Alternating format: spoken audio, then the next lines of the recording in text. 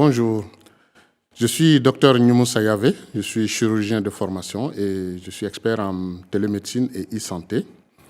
Et aujourd'hui, nous allons parler d'un sujet qui est un peu tabou, mais qui est dans toutes les têtes. Il s'agit de l'erreur médicale ou des erreurs médicales. Alors, l'erreur médicale, c'est quoi? Si on prend la définition un peu plus ancienne et plus commune, c'est tout acte émanant du soignant ayant entraîné un dommage anormal au regard de l'évolution prévisible de l'état de santé du patient. Alors, cette définition, elle est réductrice parce qu'on part d'un principe d'un contrat qui engage le praticien et son patient, où le praticien s'engage à lui donner des soins de manière consciencieuse, attentive, conformément aux connaissances scientifiques du moment. Et du coup, une violation de cet engagement va entraîner des sanctions, même si elle était involontaire. Et ça relève de l'arrêté Mercier du 20 mai 1936, ici par exemple, pour le cas de la France. Mais cette notion, je la trouve maladroite, parce qu'elle est réductrice et elle ramène la notion de faute, elle ramène l'erreur médicale uniquement à la notion de faute et à la charge de l'individu, mais pas du système. Et ça, c'est quelque chose qui n'est pas très correct. Parce que dans les faits, si on veut comprendre l'erreur médicale, on ne peut pas imaginer qu'un médecin se lève, monte un coup intentionnellement pour tuer ou blesser quelqu'un. Ça arrive. Il y a des fous partout, il y a des criminels partout. Mais quand ça se passe, dans ce cas, ce n'est pas une erreur médicale, c'est un crime. Donc, l'erreur médicale ne peut pas être mise dans ce sens-là. Donc, une erreur médicale, c'est un événement indésirable qui est lié aux soins. On est d'accord pour une définition de ce type. Non intentionnel et évitable. Il ne faut pas qu'il y ait l'intention de le faire, sinon ça devient un crime. Il faut que ça soit évitable. Comme ça, on sait comment faire pour ne pas la répéter. Il y a la faute. La faute, elle va impliquer une imprudence, parfois une ignorance ou une négligence de la part du soignant. Et dans ce cas, c'est effectivement une faute qui doit être réprimée. Mais l'erreur est souvent la conséquence de plusieurs dysfonctionnements de l'ensemble du système de santé, que ce soit au niveau humain, au niveau organisationnel, au niveau du matériel, de l'équipement et tout. Souvent, ça vient de cette multitude d'erreurs qui se sont accumulées. Vous prenez le cas de la navigation aérienne. Quand il y a un accident d'avion, tout de suite on pense au pilote, mais il y a parfois tout un ensemble d'événements qui ont conduit à la chute de l'avion. Donc, on a des complications qui peuvent être liées, par exemple, à un mauvais nettoyage du matériel, ou le gars qui vient, qui est allergique à la pénicilline, personne n'était au courant. Ça, ce n'est pas une erreur médicale. Donc, par contre, on peut classer les erreurs qui peuvent être à la fois diagnostiques, c'est-à-dire qu'on est passé à côté. Une femme enceinte qui vient, qui a un infarctus avec plein d'autres signes, on peut ne même pas penser du tout à l'infarctus. C'est une erreur médicale parce qu'il n'y aura pas eu de diagnostic ou un retard. Il y a l'erreur de traitement parce que deux médicaments ont même un non-sens qui se ressemble. L'écriture n'a pas été bien lue. L'erreur de communication entre les médecins ou la traduction, la transmission des données n'a pas été faite correctement. Communication avec le patient, on ne lui a pas signalé certains effets secondaires ou bien certaines choses qu'il ne fallait pas faire, il l'a fait. Et parfois même, ça va jusqu'à la pudeur où on l'a déshabillé sur un lit, il est posé, et sur le brancard, on ne l'examine pas et on est en train de parler avec une porte ouverte. C'est des choses qui peuvent être considérées comme une erreur médicale. Mais les infections liées aux soins, elles sont souvent liées au système lui-même. Alors, ça, c'est les erreurs classiques. En dehors des erreurs classiques, maintenant, on a de nouvelles erreurs qui sont les erreurs médicales dues à notre évolution, à l'heure du numérique et à l'heure de l'intelligence artificielle. Les aléas du dossier médical électronisé. Lorsqu'on prend un dossier médical électronique, à ce moment, la facilité du copier-coller, le harcèlement par les alertes multiples peut faire que le soignant, à un moment donné, n'en tient pas compte ou il copie-coller sans vraiment regarder. Il y a les risques liés à la télémédecine, qui est très pratiquée maintenant, les téléconsultations, qui réduit l'examen physique, qui était la base de notre travail. Donc cet examen physique devient réduit. Et l'intelligence artificielle aujourd'hui avec les risques de gros biais algorithmiques, d'opacité, ce qu'on appelle la boîte noire, où le médecin, comme tout ici, en face de son patient, l'a examiné, le patient est tout à fait normal, il fait un électrocardiogramme, c'est tout à fait normal, mais l'intelligence artificielle lui dit qu'il y a un risque imminent d'infarctus du myocarde. Alors là, on pose un problème, qu'est-ce qu'il faut faire? Est-ce qu'il faut croire? Est-ce qu'il ne faut pas croire? Parce que lui, tout est normal de son examen, et l'autre lui dit, non, c'est pas normal, il va faire un infarctus.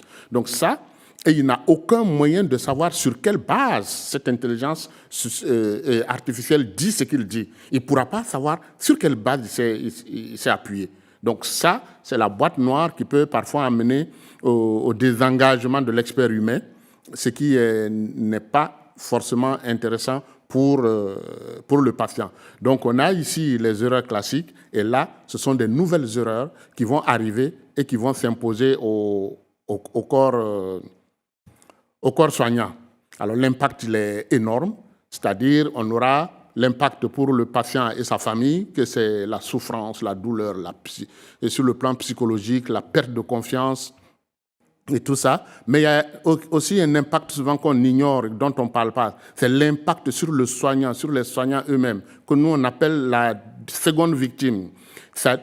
Le sentiment de culpabilité, un burn-out total et un syndrome dépressif qui va s'abattre sur le patient. C'est très, très, très, très, très grave quand on le voit, quand on voit le patient qui réalise le praticien qui réalise qu'il a fait une erreur, il est tout seul. Et ça, c'est un autre impact important qu'il faut également relever jusqu'à la fin de carrière. Donc ça, c'est des choses qui sont extrêmement importantes, l'impact sur le soignant. Il y a maintenant l'impact économique, qui est énorme. Et la plupart des pays, il n'y a pas vraiment de statistiques, mais on en trouvera quelques-uns. L'impact sur les frais, les soins, qui sont extrêmement importants. Et l'impact institutionnel, la rupture de confiance entre le patient et le soignant, c'est quelque chose qui est très grave. Donc voilà ce qu'on voulait dire sur les erreurs médicales dans un premier temps. Et tout de suite, dans un second slide, on parlera un peu de comment on peut faire, qu'est-ce qu'on peut faire. Merci. NCA, désormais sur Free. Après son intégration au bouquet Canal+ Afrique, Canal 9 et Canal 573, NCA poursuit son développement et vient d'intégrer le célèbre bouquet Free TV, Canal 426. La chaîne panafricaine renforce ainsi son ancrage aussi bien en Afrique que hors d'Afrique. Le développement de NCA, c'est vous, nos téléspectateurs à travers le monde. NCA, la chaîne panafricaine de référence.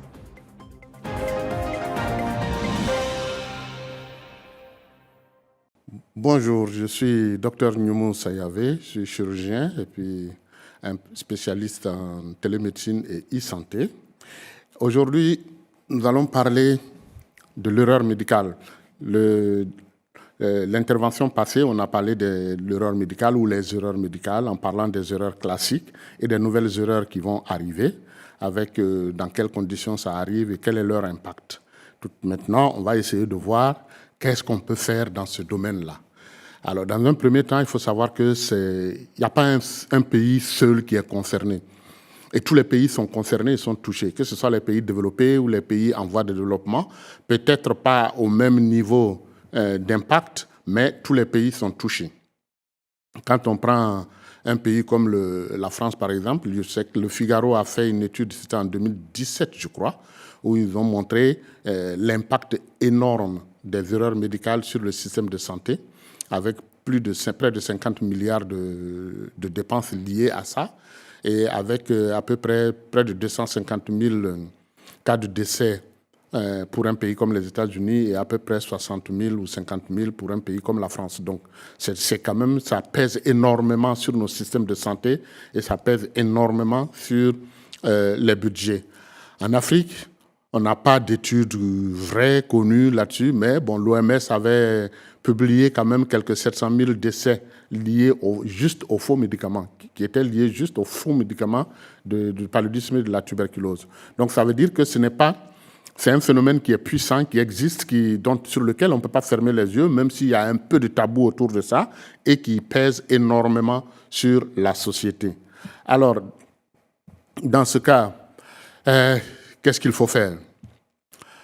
Je pense qu'il y a un phénomène dont il faut tenir compte. Souvent, c'est tabou. On n'en parle pas. Même au niveau de l'hôpital, parfois, on n'en parle pas. Il faut prendre l'exemple sur la navigation aérienne. J'ai vu qu'il y a des moments où, dans la navigation aérienne, on incite le personnel navigant à déclarer les fautes, lui-même à s'auto-dénoncer lorsqu'il a commis une faute. Et il y a eu même un moment où on les récompensait pour ça. Ça permet de comprendre ce qui s'est passé et de prendre les mesures. Donc, on doit passer d'une culture du blâme à une culture du juste. C'est-à-dire, on ne va pas traquer uniquement pour blâmer. Comme on a expliqué au départ, l'erreur médicale n'est pas forcément volontaire. Il peut y avoir une négligence, une incompétence ou des choses comme ça, mais ce n'est pas toujours volontaire. Et après le patient et sa famille, la personne la plus touchée qui suit, c'est le personnel soignant lui-même, celui qui a commis l'erreur.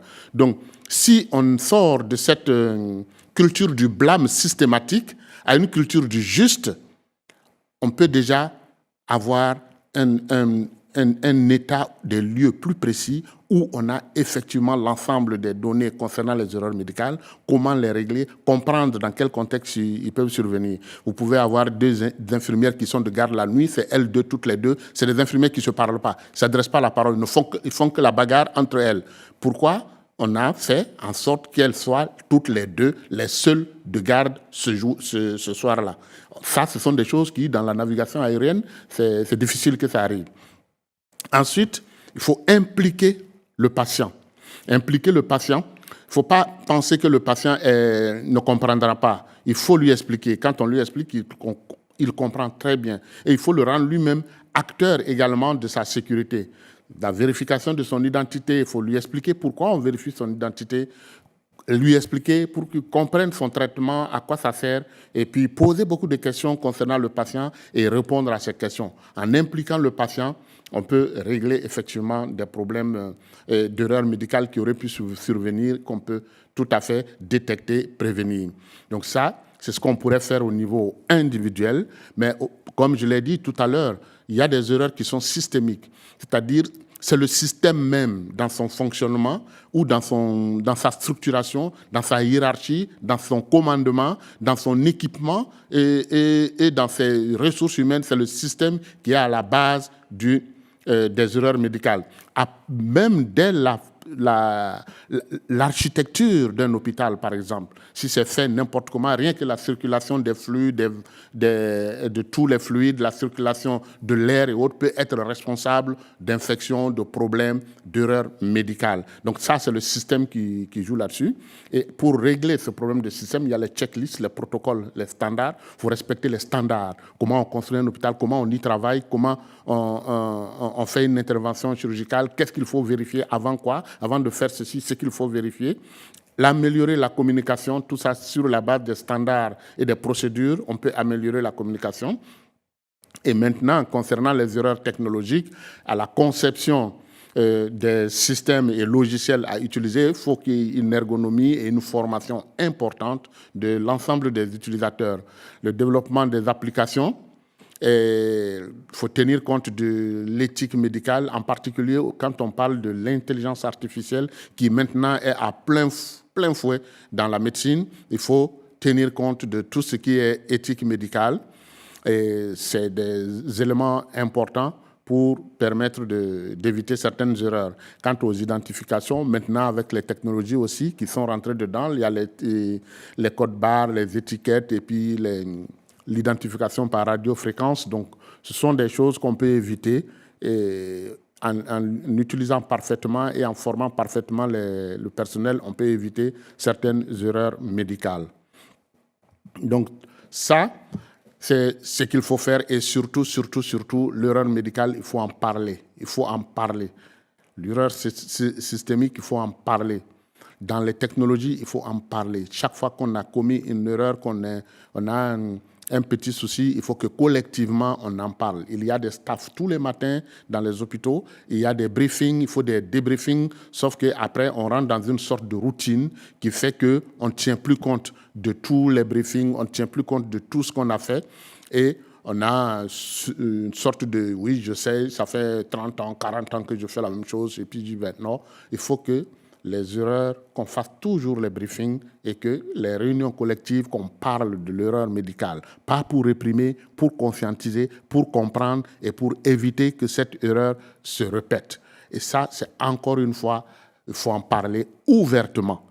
Ne pas se cacher pour en parler, il faut en parler ouvertement parce que l'impact sur la société, sur l'individu est extrêmement important et on ne peut pas éviter prendre ce risque-là, en plus de la souffrance que ça donne. Donc voilà ce que je voulais dire sur comment on peut faire en matière d'erreur médicale. Je vous remercie.